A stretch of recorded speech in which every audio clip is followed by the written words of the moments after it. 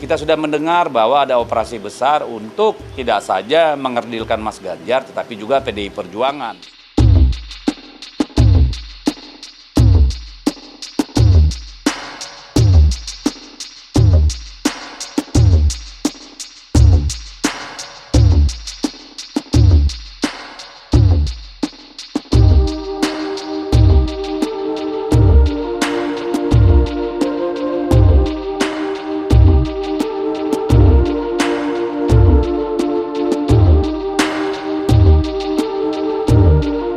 Ya, saya kira ini kan fenomena yang sejak awal sudah kita duga, sudah kita perkirakan bahwa instrumen-instrumen kekuasaan itu digunakan dalam kontestasi pemilu ini. Kalau Anda bertanya buktinya apa? Lah, buktinya sudah terjadi banyak hal, ya, tidak saja mulai dari pencopotan.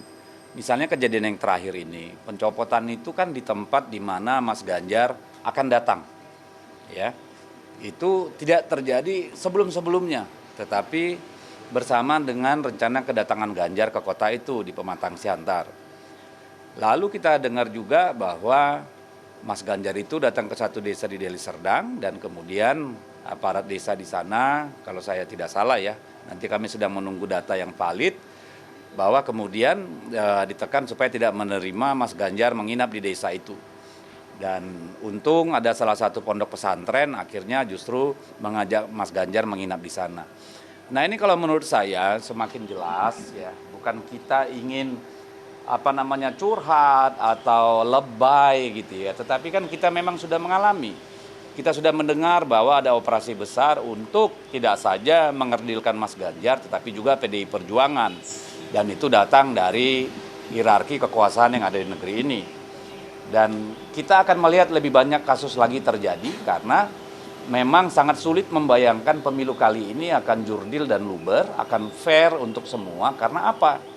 Karena untuk pertama kalinya di dunia ini ada kontestasi pemilu di mana anak dari presiden yang sedang berkuasa itu ikut bertarung di dalam kontestasi sebagai wakil presiden pada saat ayahnya sedang menjadi presiden yang berkuasa. Dan orang-orang sekarang pemegang kunci kekuasaan itu adalah orang-orang dekat dari presiden. Hampir semuanya petinggi-petinggi yang ada sekarang ini kan orang-orang yang bersama presiden saat dia masih wali kota. Jadi wajar saja kalau publik mempertanyakan, kalau kami mempertanyakan gitu ya. Nah, ini kan membuktikan tesis bahwa sangat sulit untuk kita bisa berharap bahwa Presiden Jokowi akan netral. Karena nggak usah kontestasi pemilu yang mempertaruhkan harkat, martabat, kewibawaan, harga diri seorang presiden, seorang ayah. Kita saja kalau anak kita ikut 17-an Agustus, selemah-lemahnya iman kita berteriak-teriak, lompat-lompat mendukung anak kita. Lah ini kontestasi kekuasaan. Jadi sangat tidak mungkin lah kalau menurut kami presiden itu akan netral.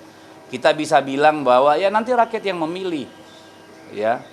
Tidak mungkin zaman sekarang terjadi kecurangan. Well, kecurangan itu ada dalam banyak bentuk, ya. Kita sudah tahu misalnya ada mahasiswa diintimidasi. Kita dengar ada seorang anak perempuan yang membuat video kami muak tentang pemasangan baliho yang masif di daerahnya, itu juga kena intimidasi. Ada aparat kepolisian yang langsung datang ke kantor partai di dua tempat yang seharusnya tidak terjadi di zaman demokrasi.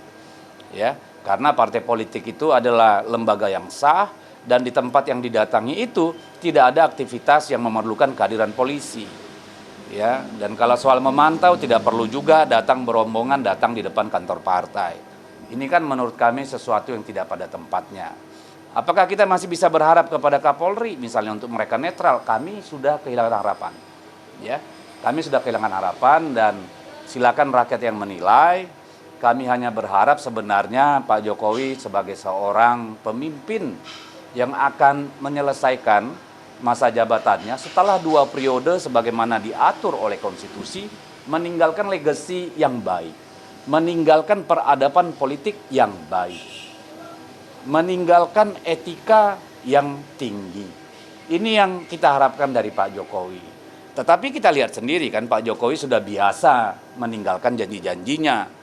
Dulu dia bilang Gibran tidak akan calon, baru 2 tahun wali kota, tapi ternyata terjadi. Gibran juga bilang dia patuh terhadap partai, tetap saja lompat.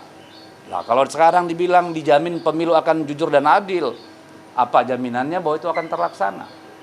Jadi saya kira ini saatnya bagi semua komponen masyarakat, bagi semua partai politik. Karena saya melihat ada petinggi Demokrat juga menulis di media sosial tentang carut-marut kekuasaan sehingga diperlukan undang-undang kepresidenan. Saya kira di masa depan kita harus mengatur, tidak boleh ya keluarga inti presiden atau kerabatnya itu ikut bertarung dalam pemilu ketika dia masih berkuasa. Kasih jeda lah. Ya, mau seperti Filipina anaknya Marcos, ya tapi itu kan setelah sekian puluh tahun. Ya, mau itu di Amerika seperti Kennedy itu setelah bertahun-tahun. Ini bukan persoalan dinasti politik ya yang sudah umum terjadi di Indonesia. Masalahnya ini mau dijadikan sesuatu yang lumrah di tingkat nasional. Ini kan sangat berbahaya. Ya, bukan berarti menghilangkan hak Mas Gibran. Karena kita tahu Mas Gibran itu dipilih bukan karena dia anak muda, tapi karena dia anak presiden. Jadi sebenarnya sama saja pasangan Prabowo Gibran itu adalah Prabowo Jokowi, kalau pandangan saya pribadi.